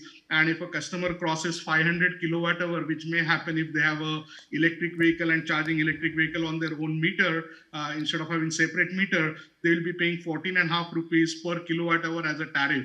So in that context, if we start looking at role of storage for optimizing the overall investments in the grid, that would be something we need to So emphasize. Rahul, point taken. I think valid points. That's one of the reasons why we are assembled here. How do we, build out models which are justifiable, right? We all understand and you've brought out the, absolute validity of why storage at the grid level. But effectively, how do you justify investments? Because this is like the tragedy of the commons, right? We all understand the value of the commons, but who benefits from it and how does he build it out is the whole question. And that's, I think, a question to be answered by the working group also that we take forward. My name is Ritu Lal. For the last 9 years, I've been working in distributed solar, and I've just left like a few weeks ago. We have been working on solar plus storage as well. And a couple of observations, the point that Amit, you were making about financing and SBI, the fact is outside of SBI, and that was only because the World Bank had a line, no Indian bank actually funds rooftop solar. So now the question of funding storage, which is way less proven in India, is even more challenging. So are we actually going to see a real translation of financing coming in for storage, which is very, very critical? The current deployment of the 600 million was very, very lopsided towards top-notch C&I, and my company was a big beneficiary of it. There are also going to be issues and challenges which face smaller rooftop solar. Current performance levels of residential solar installations versus the other installations that we have in the country, sorely lacking, in terms of how much the CUF and the PLF that we are talking about, the residential rooftop solar systems, maintenance is an issue. Integrate with storage, maintenance becomes a way bigger issue than because, the kind of maintenance that we're talking about. So there's a lot of infrastructure building on this side that we have to do. Again, this one argument that really is an irritant to me is this justification of cost and comparing with diesel. In the same room, we'll sit here and talk about emissions, what we are facing, the El Nino effect that everybody saw in Delhi, 15 degrees temperature in May, which was very pleasant, but not very good news from a climate point of view. I think it's about time, as long as we keep, working in that paradigm, that this is it, it's 10 rupees, it's 12 rupees, and now I have to do a mathematical balancing equation to make something look like it's now 6 rupees and now it's 8 rupees, whereas the real cost is what it is. We know exactly how much, if you're talking lithium storage, we know exactly how much per unit is costing. Now I'm just sitting here doing a mathematical kind of modeling to make it palatable to the rest of the world. Yeah. So that becomes a challenge. 2 more points very linked to it. And Rahul also said, why, wind plus storage or solar plus storage? Why not when you're talking of curtailment, when you're also talking about flexibilization of thermal plants? That, instead of curtailment at the thermal level, is there a possibility of storing that? Because eventually, how much are we using? If you look at the amount of units generated over a 24-hour period, how much is coming from thermal, how much is coming from renewable, wind, solar primarily, and then how much is coming at storage? And where all do we need to integrate storage?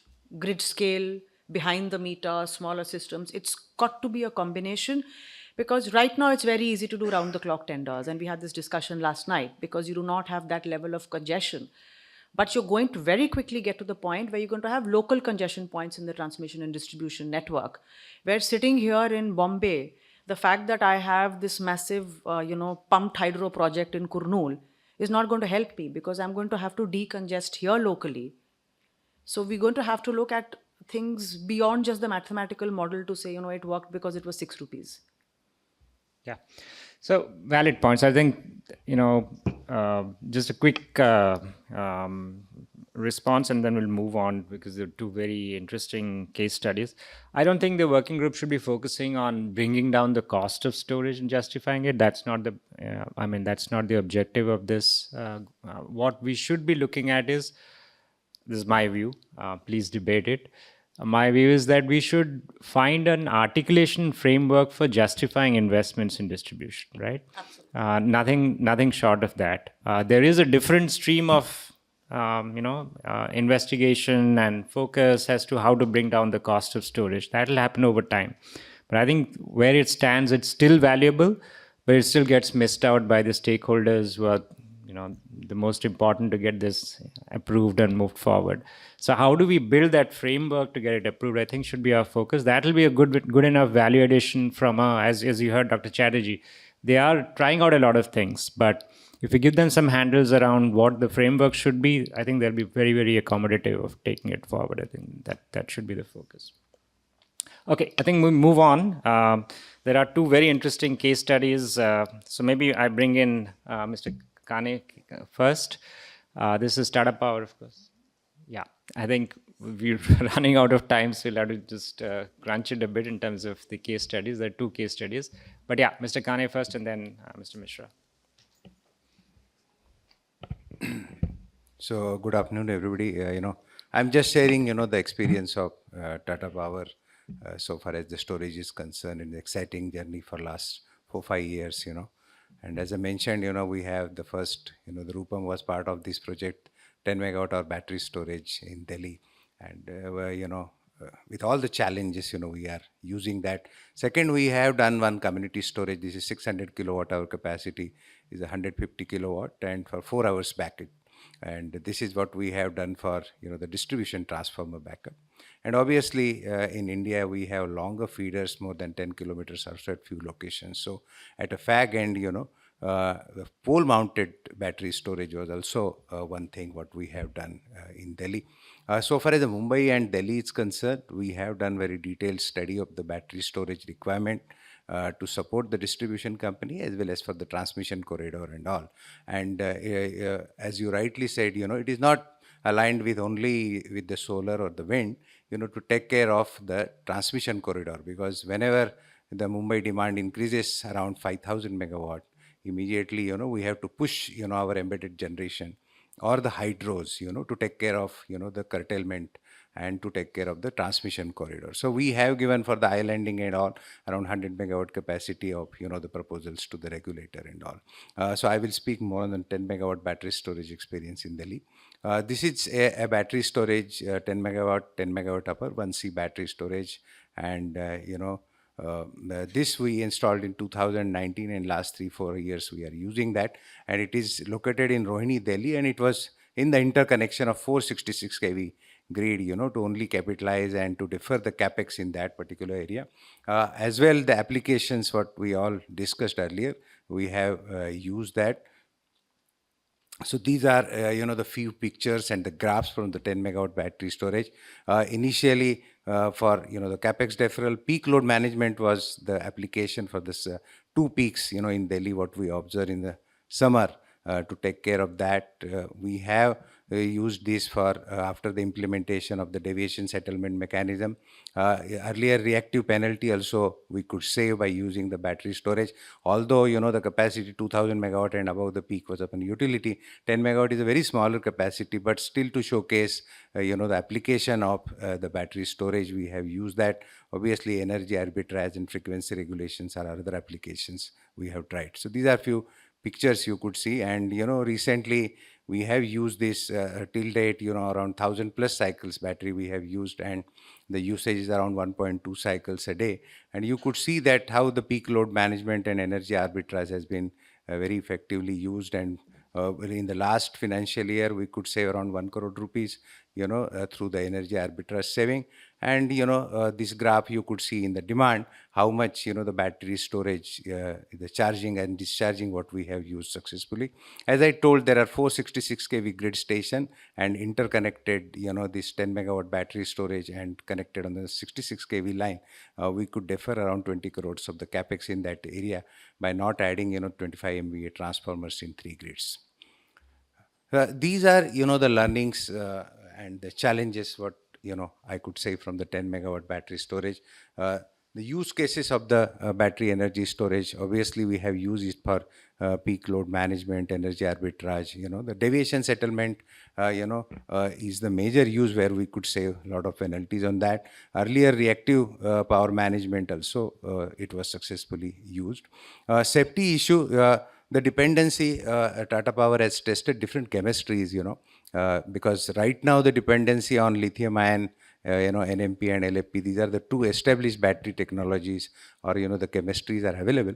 But Tata has tested, the many chemistries like, the sodium sulfate battery, or, the iron-based batteries, and recently we have tested the zinc-based batteries also. So we are trying to get that how, the dependency on NMC or the lithium-ion batteries can be reduced.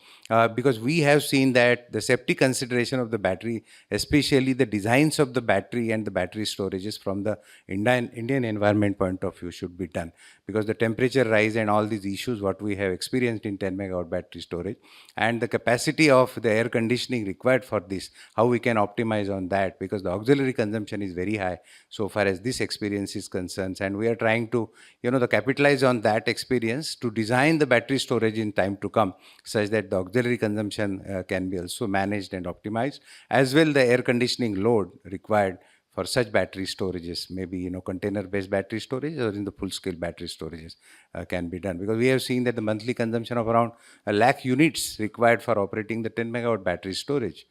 So this is something we are working and with the different OEMs also, with the different the designers also. The maintenance cost, obviously during summer we have observed that during the peak summers we have seen that the 200-ton capacity of the air conditioning is also sometimes found to be less during the peak summer. So how, and during the maintenance cost of HVAC and pollutions and environment. So these are few issues what we observed that need to be corrected during the design stage in time to come. Round trip efficiency, we got around 96% and overall efficiency of around 87% so far as this 10 megawatt battery storage is concerned. This is, the way forward. Luckily, the lithium-ion battery prices are coming down. In Delhi, we have done a detailed study and found that the payback will be around 7 to 8 years, and the impact on the customers will be around 6 to 7 paisa in tariff, if we'll go for a 100 megawatt battery storage. In the Mumbai also, we have proposed 200 megawatt of the battery storage, and the payback is around 7 to 8 years with the current trend of, the battery pricing is. And hopefully, as I earlier also said, by bundling the different application, the proposition and the viability of the battery storage can very well be explained to the regulator.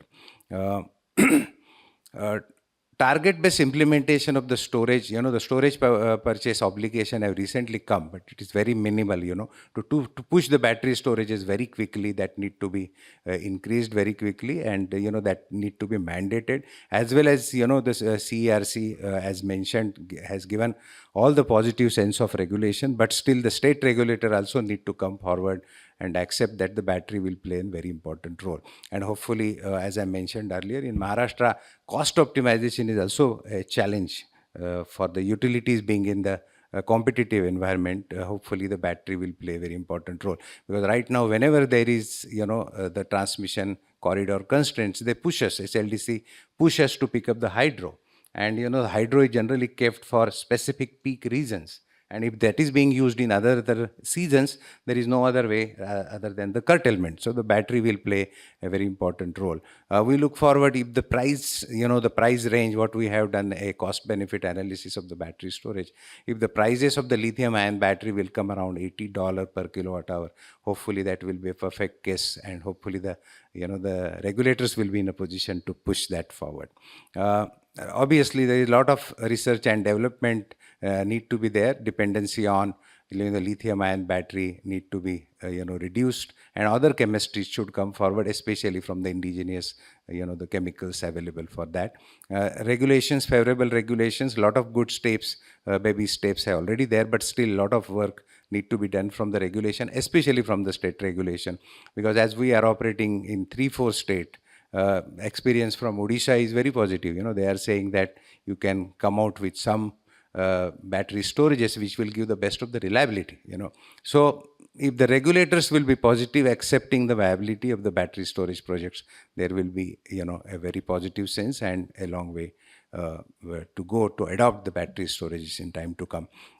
Thermal plants, as somebody has mentioned, we have thermal plants here in Trombay in Mumbai, and they are being embedded generation. Regulator is pushing us to operate that. But many times we are trying to operate all these thermal plants at minimum technical, and to optimize the cost, we try to get the cheaper renewables from the market. At that time also, we are proposing the battery will play a very important role, that during, the day's time, you can keep the battery charged, and during the corridor or constraints or a very high cost power, the battery can play a role, and they can push the power in the embedded or the nearest distribution transmission network. Behind the battery, I will tell you, in India, a big corridor is coming for, the data centers. And, I look after the distribution in Mumbai. Many data center customers are coming forward, and they wanted a behind the meter battery storage. And rather, they are not worried about any, financing from the banks and all. They want to get rid of the DG sets. And as you know, the tariff in Maharashtra is about 10 rupees, 12 rupees and so for the industrial categories and all. They wanted battery storage to be a part of, all the data centers coming, in future as a part of design stage itself, such that these batteries will play a very important role. And as these data centers are very demanding, they want N+N reliability from the utilities. They are saying that by getting the battery storage and charging from, the renewable power, they will not only achieve the RE100, but also there will be a carbon-free data center. That is the mandate for that. So there is a huge scope for battery energy storage promotion, especially for the bigger C&I customer, for the behind the meter. And we have done a detailed study of 3-4 customers, and hopefully we are pushing that in time to come. That's all from my side. Thank you. Thank you so much. Over to Ayush. Maybe we'll take both presentations together and then. Well, I'll run through my presentation. Just a brief personal introduction. So I'm the founder, CEO of Ampere Hour Energy. The company is based out of Pune. We specialize in building hardware and software for energy storage systems. We play on across the power value chain. Our systems have been installed on the generation side, transmission, distribution, behind the meter, off-grid, in India and as well as outside. Yeah, I'll run through this slide. We're working with almost all the large independent power producers and utilities in the country. The specific case study that I want to run through is the one that we had carried out for a utility in Delhi. These are 6 energy storage systems connected to distribution transformers, decentralized across the entire network. The cumulative capacity is about 1.1 megawatt hour. This system was commissioned about a year and a half back. We've already seen about 500 plus cycles of the whole system that have happened. What is very interesting now to do is to actually analyze how the system has been utilized and try to quantify what has been the benefit out of this entire thing. Now, in terms of the applications that were demonstrated here, so you have energy arbitrage, which was the prime application. So on a daily basis, the utility basically uses arbitrage, charge it when prices are low, discharge it when prices are high. They do peak shaving as and when the DT capacity is loaded beyond 70%. So what you see on the right-hand side top chart is a peak shaving application wherein the ESS automatically switches on once the DT is overloaded beyond 70%. The chart on PF improvement, this is an interesting application that we were able to demonstrate for sort of like a test setup, wherein we improved the power factor of that particular transformer as well. Now, these are 3 main applications. In addition to this, we did some other applications also, but those are not used on a daily basis right now. They're very specific to the location of the transformer and the problems that the transformer is facing. Now, in terms of the quantifies, like sort of valuing each of these applications, I think if we divide it, there are 2 aspects to this, right? Like there is one which is something that you can quantify. So arbitrage is easy to quantify. For example, how much have I achieved versus like if I had perfect foresight, then how much could I achieve? So what we've seen is that on the energy arbitrage side, the utility is able to achieve roughly around 3.6 rupees per kilowatt hour of arbitrage. Now, this is using manual methods. If you automate this entire thing with a little bit of like intelligence on top, we believe you can easily get to about 6 rupees. If you had absolute perfect foresight, you could do 7.8. So that is one thing, like in terms of where we are on the arbitrage side.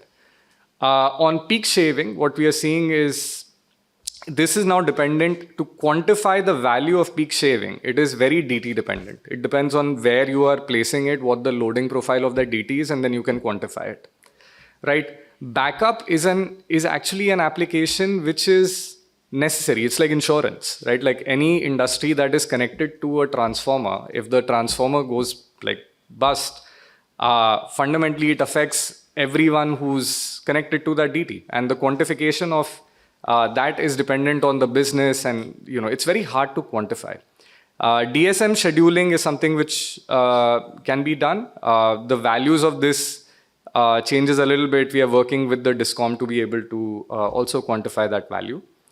PF improvement and voltage regulation, this is again very DT specific. So you can divide all these applications into what can be quantified and what is more qualitative and DT dependent. Now, if I look at basically the whole stack at today's price points, right? This is where we are today.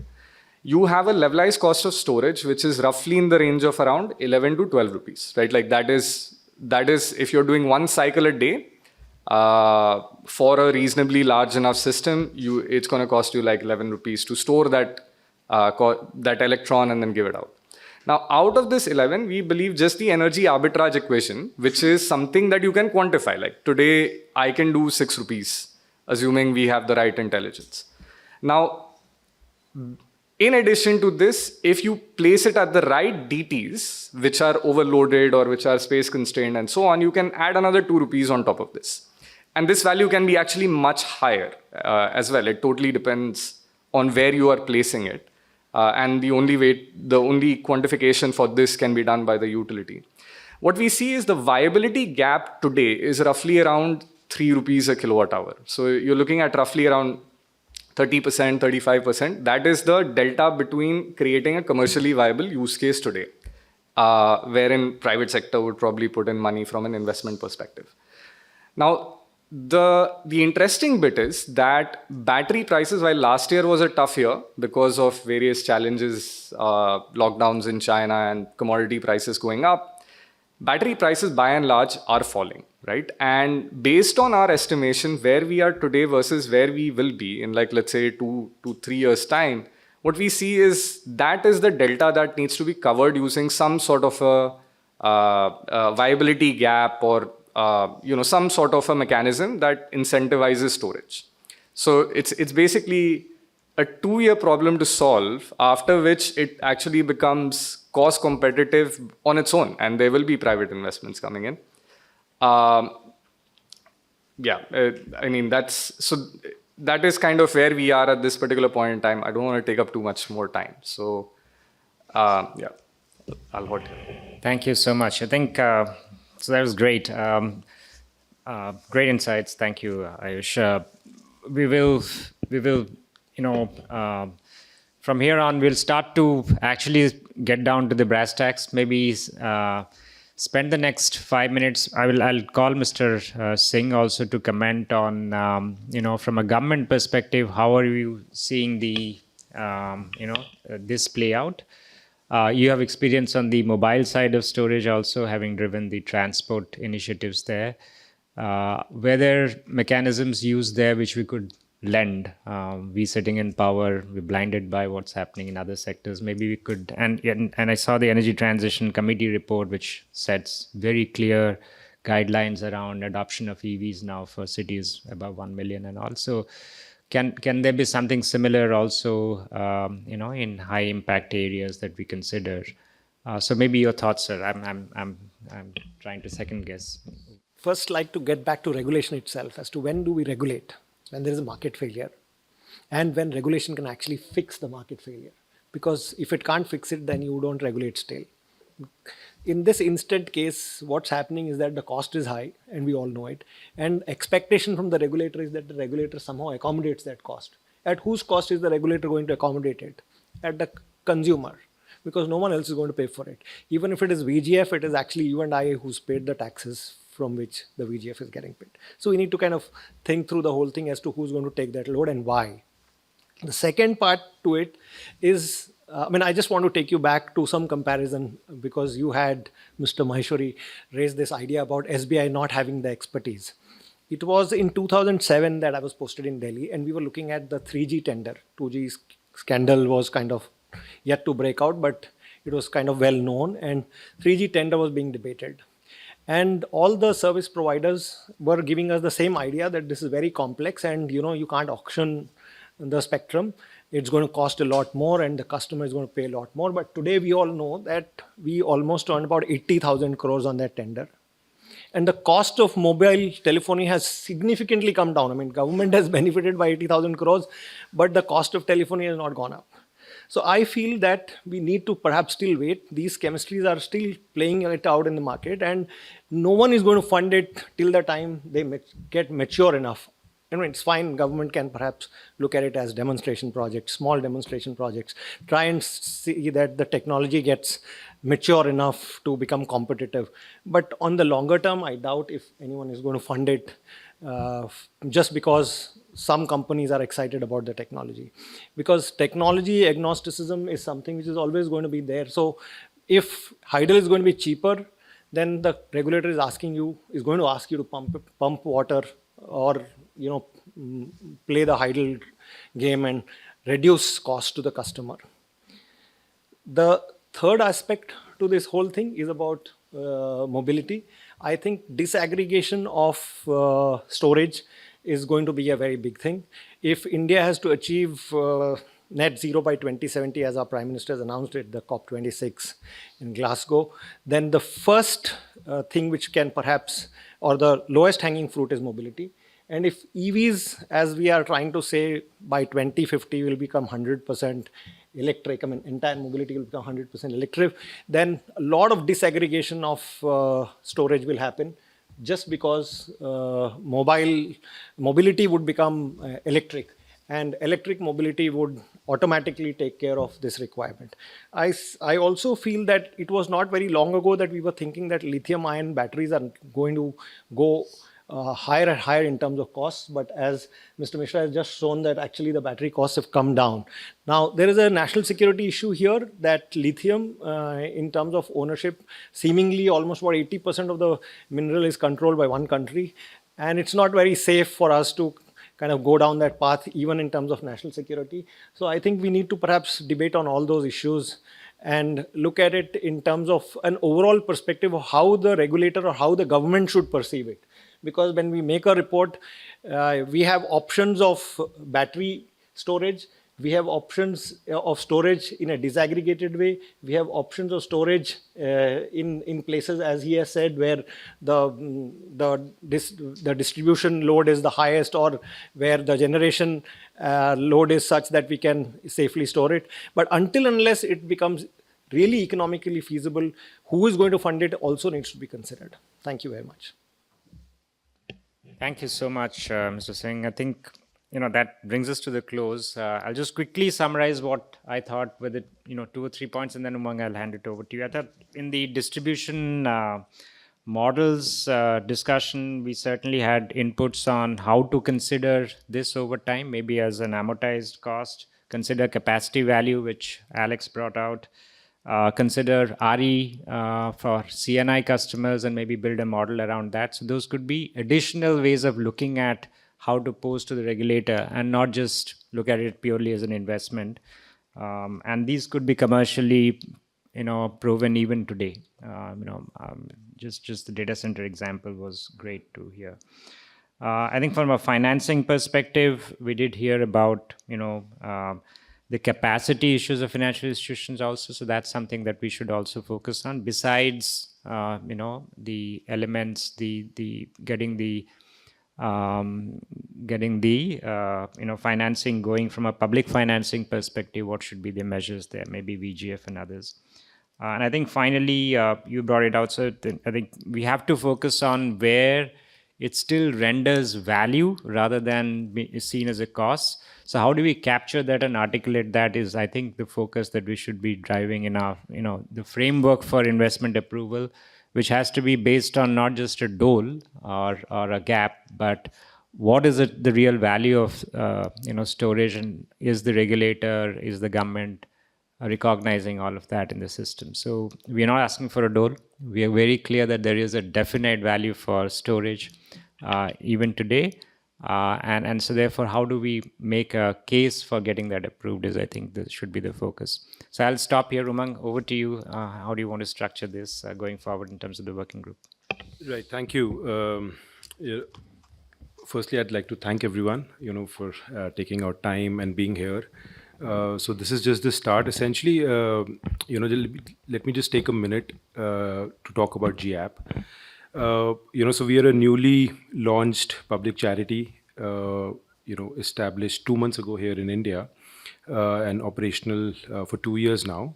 And we've been formed by the combination of Rockefeller Foundation, the IKEA Foundation, and the Bezos Earth Foundation.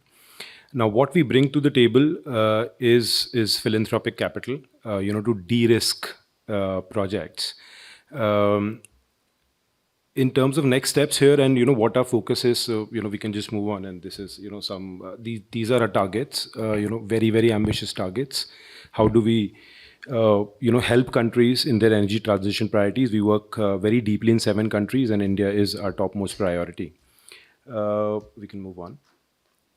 These are the 3 area of focus globally, and we have very specific India related focus. In what we want to do in India in terms of battery energy storage, I'll just come straight to the point. So we are looking at a 3-fold strategy. First, we are funding a few pilot projects, a few demonstration projects. The first one, is being planned in New Delhi. As philanthropies, we need guidance on these complex structures, on these complex subjects, as to how do we structure our funding and divide that into grant funding, into technical assistance, and in market development activities. So, we will reach out to you, all of you, later in the month with, some concluding remarks when we conclude here today. So essentially, how do you want us, the public sector, the private sector, the public DISCOMs, and, how do we create this kind of, an ecosystem that can work together over the next 6 months, and then we can come out with a definite, report and a guidance that we would launch in the India Energy Dialogues that we have. So yeah, that's a short, remark from my side, but I'd really like to thank all of you, for being here today. Okay, so I think just to sort of take that point forward, thank you all for being here on behalf of GEAPP, ORF, and the T20 Secretariat. Like Umang and Mr. Patnaik mentioned, we are very keen to build and start a working group on BESS and prepare and present a policy document at the dialogue to some very high-level government stakeholders. The framework at this point is, we're still at a very nascent stage, and we haven't really, we're still thinking through the conceptualization of it, but we want this to be a very collaborative effort. We want all the working group members to come join us, think through what this framework should look like. We want this to be very multi-stakeholder with representation from across the spectrum. So we will reach out to you after this conference individually and to seek your interest in participation and joining us in these efforts. And if you have any recommendations for us as well, or if you have any further inputs, please let us know, and happy to answer any questions on the working group or the dialogue as well after the discussion.